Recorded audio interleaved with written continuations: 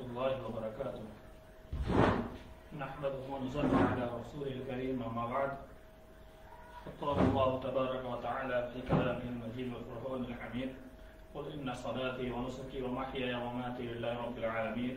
لا شريك له وبذلك أمرت وأنا أول المسلمين. محترم حضرات، کل قربانی کے تعلق سے کچھ باتیں آپ کے سامنے پیش کی گئی. یہ جو پارٹ 1 کے طور پر تھا اور انشاءاللہ آج بھی کچھ باتیں قربانی ہی کے تعلق سے آپ کے سامنے پیش کی جائے گی. کل چند احکام آپ کے سامنے پیش کیے گئے تھے. آج چوتھا احکام پیش کرنا ہے. چوتھا حکم، قربانی کو نماز عید یعنی عید کی نماز کے بعد کیا جائے. اگر ہم نماز سے پہلے قربانی کرتے ہیں تو وہ قربانی نہیں ہوگی بلکہ عام جانور ذبح کرنا ہو جائے گا. جیسا کہ اللہ کے رسول صلی اللہ علیہ وسلم نے فرمایا، من ذبح قبل الصلاة فإنما يذبح لنفسه، کہ جس شخص نے نماز سے پہلے قربانی کر دی، جانور ذبح کر دیا، تو اس نے یقیناً ذبح کیا اپنے لیے، یعنی اس نے صرف اپنے کھانے کے لیے اسے ذبح کیا. ومن ذبح بعد الصلاة، اور جس نے نماز کے بعد ذبح کیا، فقد تم نسکہ، تو اس نے اس کی قربانی کو مکمل کیا، اس کی قربانی ہو گئی. وَأَصَابَ سُنَّةَ الْمُسْلِمِينَ، اور وہ مسلمانوں کی سنت میں پہنچ گیا، یعنی اس کے طریقہ کار کو بھی اس نے اپنا لیا. یعنی قربانی کا جو صحیح طریقہ ہے وہ یہی ہے کہ نماز عید کے بعد یعنی عید الاضحیٰ کی نماز کو پڑھنے کے بعد اس کو قربان کیا جائے، اس کو ذبح کیا جائے، اس سے پہلے نہیں. بہت سارے لوگ یا تو نادانی کہا جائے یا پھر ویسے ہی غفلت طور پر نماز عید سے پہلے قربانی کر دیتے ہیں اور بہت ساری باتیں بناتے ہیں. تو ایسے لوگوں کی بات قابل قبول نہیں ہوگی، اس لیے کہ اللہ کے رسول صلی اللہ علیہ وسلم کا طریقہ ہے اور آپ کا بتایا ہوا طریقہ وہی قابل قبول ہوگا. اس کی جیسے کل میں نے آپ کے سامنے حدیث پیش کی تھی، من عمل عملا لیس علیہ امرنا فہو رد، کہ جو کوئی ایسا کام کرے جو ہمارے دین میں سے نہیں ہے تو اللہ کے رسول صلی اللہ علیہ وسلم نے فرمایا وہ چیز مردود ہے، رد کر دی جائے گی. اور حدیث کل ایام التشریق ذبح، مسند احمد کی روایت، اور گرچہ اس کی سند کے اندر کچھ کلام لوگوں نے کیا ہے لیکن کئی طرق سے اور کئی یہ روایت کئی ایک سند سے آتی ہے، تو کئی سند آنے کی وجہ سے یہ حدیث صحت کو پہنچ جاتی ہے کہ اللہ کے رسول صلی اللہ علیہ وسلم نے فرمایا کل ایام التشریق، کہ ایام التشریق کے سارے دن ذبح کرنے کے دن ہے. ایام التشریق کہتے کسے ہیں؟ ایام التشریق کہتے ہیں گوشت سکھانے کے دن، اور عید کے بعد 3 دن ہوتے ہیں اور جسے 11، 12 اور 13 تاریخ تک یہ ایام التشریق چلتا ہے. یعنی عید کے دن کو چھوڑ کر 3 دن اور، یعنی 11 تاریخ، 12 تاریخ اور 13 تاریخ. 13 تاریخ کی مغرب تک ہم قربانی کر سکتے ہیں. 13 تاریخ کی مغرب تک، لوگ اثر تک کہتے نہیں، مغرب تک، اس لیے کہ مغرب کی نماز، مغرب کے اذان سے دوسرا اسلامی تاریخ بدل جاتی ہے، جو مغرب کے اذان کے بعد 14 تاریخ لگ جاتی ہے. تو مغرب کی نماز اذان سے پہلے تک ہم قربانی کر سکتے ہیں. اگر انسان کو موقع میسر نہ ہوا ہو پہلے دن قربانی کر لینا زیادہ بہتر ہے، لیکن اگر وقت نہ ملا ہو تو ایام التشریق کے اندر وہ 3 دنوں کے اندر انسان قربانی کرنے کی کوشش کریں. امام نووی رحمہ اللہ جو مسلم شریح کے شارح ہیں وہ لکھتے ہیں اپنی شرح کے اندر کہ امام شافعی کے نزدیک قربانی 10، 11، 12 اور 13 ذی الحجہ تک ہو سکتی ہے. علی، جبیر بن مطعم، ابن عباس رضی اللہ عنہم، عطا، حسن بصری، عمر بن عبدالعزیز، سلیمان بن موسیٰ الاسدی، مقبول اور داؤد ظاہری رحمہم اللہ اسی کے قائل ہیں. امام ابو حنیفہ اور امام مالک اسی قائل ہے، مطلب یہ ہے کہ 11، 12، 13 تک کے قائل ہیں۔ امام ابو حنیفہ، امام مالک کہتے ہیں کہ 10، 11 اور 12 ذی الحجہ تک قربانی ہے۔ عمر بن خطاب، علی اور انس رضی اللہ عنہم سے بھی یہ روایت کی گئی ہے۔ امام شافعی نے مذکورہ بالا حدیث کل ایام التشریق ذبح سے استدلال کیا ہے، یعنی جنہوں نے 11، 12، 13 کہا ہے انہوں نے اس حدیث سے استدلال کیا ہے۔ امام شوکانی رحمہ اللہ اپنی مشہور کتاب نور الأوطار کے اندر کہتے ہیں، جلد 5 صفحہ نمبر 216 کے اندر لکھتے ہیں، صاحب الہدی یعنی صاحب الہدا کتاب کے مصنف نے کہا کہ یہ حدیث 2 مختلف سندوں سے مروی ہے۔ یہی روایت کل ایام التشریق ذبح کے 2 مختلف سندوں سے مروی ہے، جو ایک دوسری کی تقویت کرتی ہے، جو میں نے آپ کے سامنے پیش کیا نیز۔ مگر یہ مطلب یہ حدیث جو آپ کے سامنے پیش کی گئی کل ایام التشریق ذبح، یہ حدیث جبیر بن مطعم رضی اللہ عنہ سے بھی مروی ہے، مگر منقطع ہے۔ منقطع کہ اس روایت کو کہا جاتا ہے کہ جس کے درمیان سے کئی ایک راوی گر گئے، اسے منقطع کہتے ہیں۔ تو اس طرق سے جاری ہے جبیر بن مطعم کی سے بھی مروی ہے، مگر وہ منقطع ہے۔ امام شوکانی نے لکھا پھر ایک بات کہ ابن حبان نے حدیث جبیر کو موصول روایت کیا ہے اور اسے اپنی صحیح میں درج کیا ہے، یعنی دوسری سند، ایک سند کے اعتبار سے یہ روایت منقطع ہے۔ میں نے پہلے کہا کہ کئی سند اس سے آئی ہے، تو ایک سند کے اعتبار سے روایت منقطع ہے، اور دوسری سند جو ابن حبان نے بیان کی ہے، انہوں نے اس جبیر بن مطعم ہی کی روایت جو کل ایام التشریق ذبح، اس روایت کو موصولا بیان کی ہے، یعنی درمیان سے راوی جو سند سے ابن حبان نے بیان کیا ہے اس کے روایت منقطع نہیں ہے، کٹے نہیں ہے، تو اس اعتبار سے یہ حدیث صحت کو پہنچ جاتی ہے، اور یہ خود بھی صحیح ہے اور دوسرے کو صحت دینے کے قابل بھی یہ سند ہو جاتی ہے۔ تو جبیر بن مطعم کی جو روایت منقطع ہے سند سے ہے، وہ اس موصول سند کی وجہ سے وہ منقطع انقطاع کو تقویت ملتی ہے، تو وہ روایت اس سند کے ساتھ بھی روایت صحت کو پہنچ جاتی ہے۔ تو اس روایت کو مد نظر رکھتے ہوئے اکثر جمہور اور اکثر علماء کرام اور ائمہ اعظام نے ایام التشریق کو 3 دن شمار کیا ہے، یعنی 11، 12 اور 13، اور سوائے امام ابو حنیفہ اور امام مالک رحمہ اللہ یہی 10، 11 اور 12 کے قائل ہے۔ ان کے علاوہ سارے کے سارے لوگ ایام التشریق 11، 12، 13 کو مانتے ہیں، اور ایام التشریق 3 دن شمار امام ابو حنیفہ نے بھی کیا ہے، لیکن 10 تاریخ کو بھی ایام التشریق میں انہوں نے شمار کر لیا ہے، حالانکہ ایام التشریق 11 سے شروع ہوتا ہے۔ خیر یہ علماء کا علمی اختلاف ہے، اس اختلاف سے ہمیں سروکار نہیں، لیکن جمہور کا جو موقف ہے وہ یہی ہے، 13، 14 اور 15 تک یہ دن متعین ہے، اور اسے 13، 14، 11، 12، 13 تک ہم قربانی کر سکتے ہیں۔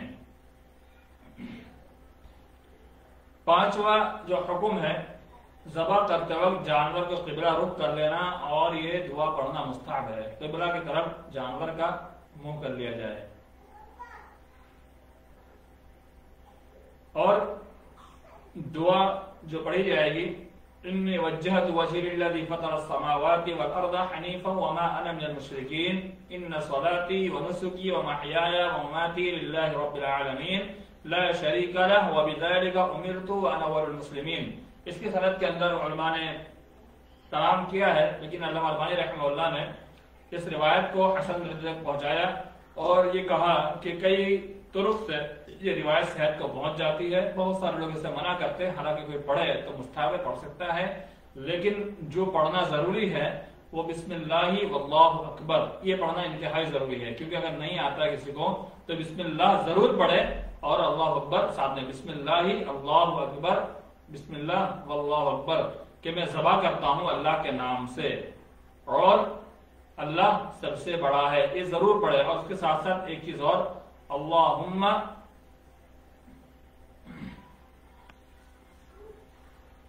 ھذا منک ولک، یہ تیری توفیق سے ہے اور تیرے لیے قربانی کر رہا ہوں۔ اگر اس کو نہ پڑھ کر کے خالی اتنا ہی کر لے، اللہم تقبل، اے اللہ تو قبول کر لے، منی میری جانب سے، اللہ تو انشاءاللہ آگے مزید میں کچھ باتیں بتاؤں گا، تو قبول کر لے میری جانب سے، اگر صرف اکیلا انسان اپنی قربانی کر رہا ہے، اور اگر اہل گھر یعنی پورے گھر والوں کو شامل کر رہا ہے، اللہم تقبل منی واہلی، اے اللہ میری جانب سے اور میرے اہل کی جانب سے اسے قبول کر لے۔ بسم اللہ اس سے شروع میں ضرور لگا، بسم اللہ اللہم تقبل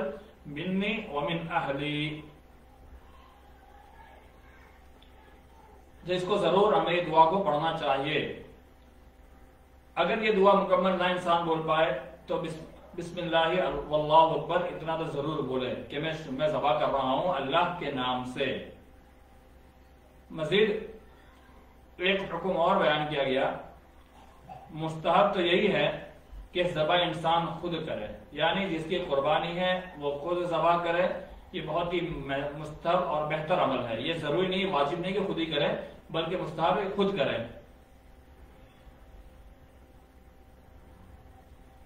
اگر ذبح کرنے کے لیے دوسرے کو اپنا نائب بنا دے تو اس میں کوئی حرج نہیں ہے، اور نہ ہی اس بارے میں علماء میں کوئی اختلاف ہے کہ اگر مجھے قربانی ذبح کرنے نہیں آ رہا ہے تو میں دوسرے انسان کو کہہ دوں وہ ذبح کر دے، وہ کر سکتے ہیں، لیکن بہتر یہ ہے کہ انسان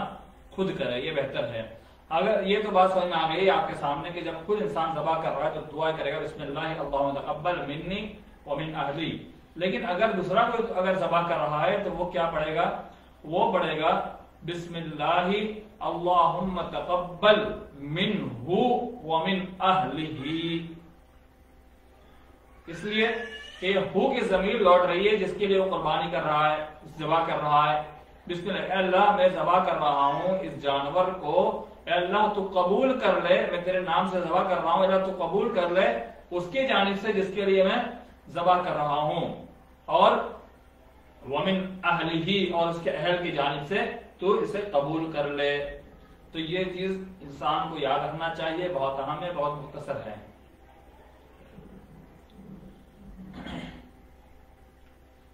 ساتواں حکم، قربانی کا گوشت تقسیم کرنے کا مستحب طریقہ یہ ہے کہ اسے 3 حصوں میں تقسیم کر لیا جائے۔ حدیث کے اندر کلوا وادخروا وتصدقوا، اللہ کے رسول صلی اللہ علیہ وسلم نے فرمایا کھاؤ اور ذخیرہ اندوزی کرو اور صدقہ بھی کرو۔ مسلم شریف اور بخاری کی شریف کے اندر روایت موجود ہے کہ پہلے کے حکم یہ تھا کہ پورا کا پورا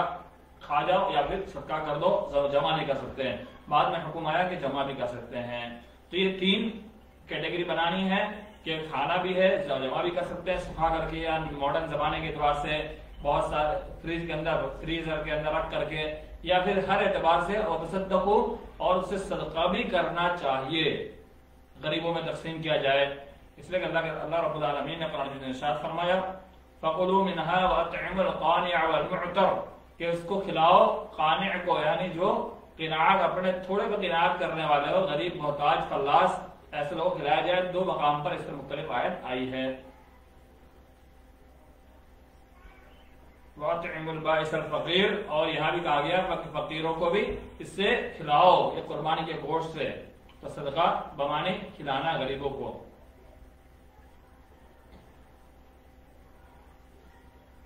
اور صدقے کے علاوہ دوست احباب میں بھی اسے تقسیم کرنا چاہیے۔ ایسا نہیں کہ انسان خود چچا بھر لے، بلکہ دوست احباب میں انسان ایسے ہی خوشی سے تقسیم کرنا چاہے تو کر سکتا ہے، ہر اعتبار سے جائز ہے۔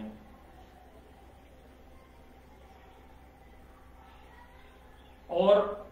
یہ بھی جائز ہے کہ سارا گوشت خیرات کر دیں، اور اگر کسی کو تحفہ میں نہ بھیجے تو بھی کوئی حرج نہیں ہے۔ اگر پورا گوشت ہی خیرات کرنا چاہے تو کوئی حرج نہیں ہے، انشاءاللہ اس کو ثواب ملے گا ضرور۔ ایسے ہی خیرات کے طور پر کرنا چاہے تو کر سکتا ہے پورا جانور ہی، لیکن قربانی آپ کو ذبح کرنا ہوگا، اس کے بعد پورا جانور دے دیا جائے۔ ایک بہت اہم مسئلہ، 8واں حکم، ذبح کرنے والے قصاب یعنی کسائی جو ہمارے یہاں ذبح کرتے ہیں، جانور کو ذبح کرنا، اس کو پورا پورا کاٹتے ہیں، اس کا پورا پورا جسم الگ کرتے ہیں، تو اس کو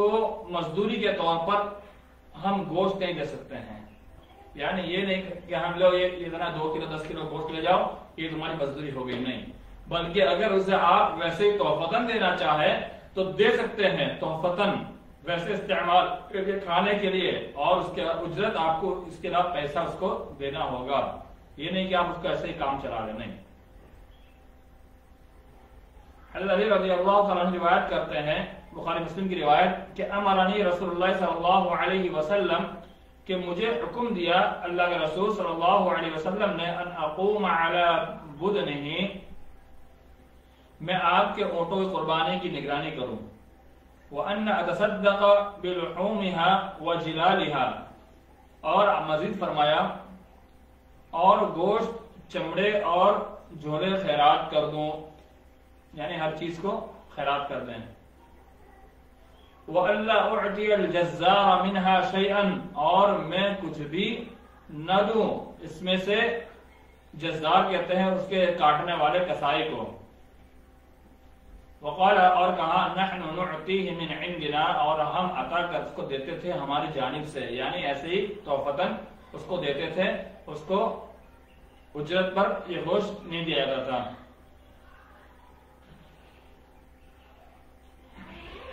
اور اس کا معنی یہ بھی ہے، وقال نحن نعطیہ من عندنا، ایک مطلب یہ ہے کہ ہم ان کو دیتے تھے اپنی طرف سے اجرت، یعنی الگ سے اجرت کے طور پر اس کو ہم پیسہ وغیرہ یا پھر جو اس زمانے میں چلتا تھا ہم اسے نکال کر دیا کرتے تھے۔ حضرت علی رضی اللہ تعالیٰ عنہ کو حکم دیا گیا تھا اور یہ عمل انہوں نے کیا۔ 9واں حکم یہ ہے، ایک بکری تمام گھر والوں کی طرف سے کفایت کر جائے گی، چاہے اس کنبہ میں بہت زیادہ افراد رہتے ہوں، اس لیے کہ ابو ایوب انصاری کا بیان ہے، کان الرجل فی عہد رسول اللہ صلی اللہ علیہ وسلم یضحی بالشاة عنہ وعن اہل بیتہ، سنن ترمذی روایت، امام ترمذی کو صحیح قرار دیا۔ کان الرجل فی عہد رسول اللہ، کہ آدمی اللہ کے رسول صلی اللہ علیہ وسلم کے زمانے میں بکری ذبح کرتے تھے، وعن اہل بیتہ، اپنی جانب سے اور اپنے اہل کی جانب سے۔ تو یہاں پر کوئی قید نہیں ہے کہ 2-4 آدمی ہو یا کتنے بھی افراد گھر کے اندر موجود ہو، فی بیتہ آیا تو ایک گھر کے اندر رہنے والے جتنے بھی افراد ہیں، اس حدیث وعن اہل بیتہ کہ ان کے گھر والوں کی طرف سے، یعنی جب اہل بیت کا لفظ آ گیا تو اس کا مطلب یہ ہوا کہ اس گھر میں رہنے والے سارے کے سارے لوگ اس کے اندر داخل ہو گئے۔ تو کوئی تعداد متعین نہیں ہے، بہت سارے احباب سوال کرتے پوچھتے ہیں کہ کتنے لوگ اس میں شمار کی جائیں گے، کون کون شمار کی جائیں گے، تو ایک گھر میں رہنے والے سارے کے سارے اس کے اندر داخل ہو گئے۔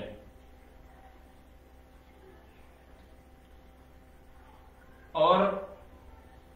جو قربانی کرنے کا پختہ ارادہ رکھتا ہو، 10واں حکم،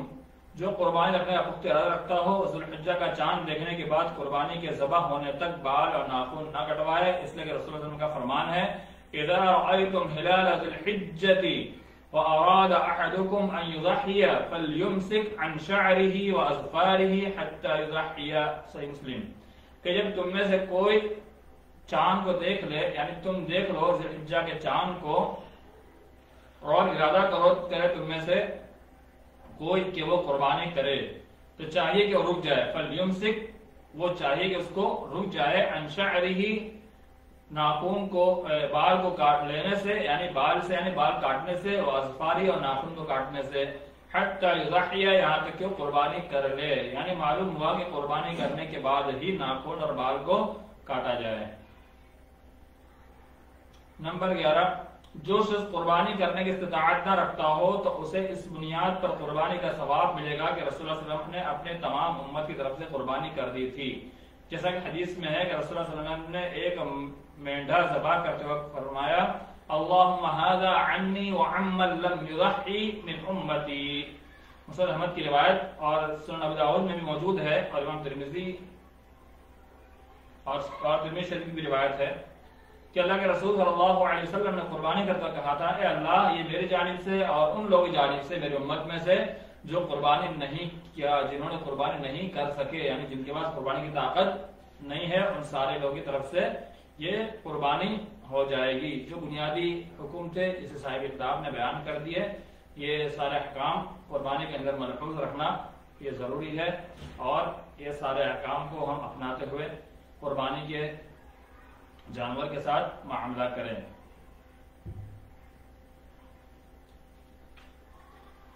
قربانی کی فضیلت بھی ہم انشاءاللہ کل آپ کے سامنے پیش کریں گے قربانی کی فضیلت کیا ہے اور قربانی کی حکمت کیا ہے. انشاءاللہ اس کو کل پیش کر کے بات تکمیل کو پہنچائی جائے گی انشاءاللہ. قربانی کے تعلق سے پھر ایک آدھ موضوع انشاءاللہ کچھ مختصر سا لیا جائے گا. اللہ تعالیٰ ہم تمام مسلمانوں کو ویسے قربانی کی توفیق عطا فرمائے جیسے قربانی کا ہمیں حکم دیا گیا ہے، اور تمام احکام اور مسائل کو سامنے رکھتے ہوئے قربانی کی توفیق عطا فرمائے. آمین.